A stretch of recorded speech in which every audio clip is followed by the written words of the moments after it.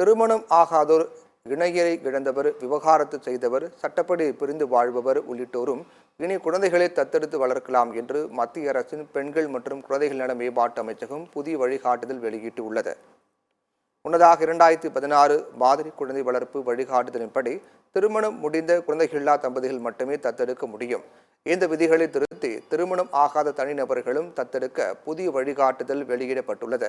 இதன்படி 35 வயதிலிருந்து 60 வயதுக்கு இடைப்பட்டவர்கள் ஆதரவற்ற இல்லங்களில் வளர்த்து வரும் 6 வயது நிரம்பிய குழந்தைகளை தத்தெடுக்கலாம் என்று கூறப்பட்டுள்ளது.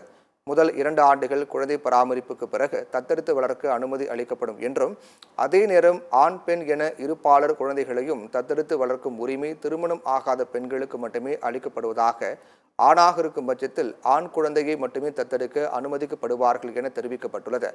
மத்திய அரசின் பெண்கள் மற்றும் குழந்தைகள் நல மேம்பாட்டு அமைச்சகம் கொண்டு வந்திருக்கும் இந்த திருத்தப்பட்ட 2024 மாதிரி குழந்தை வளர்ப்பு வழிகாட்டுதல் அதிகாரப்பூர்வ இணையதளத்தில் பதிவேற்றப்பட்டுள்ளது.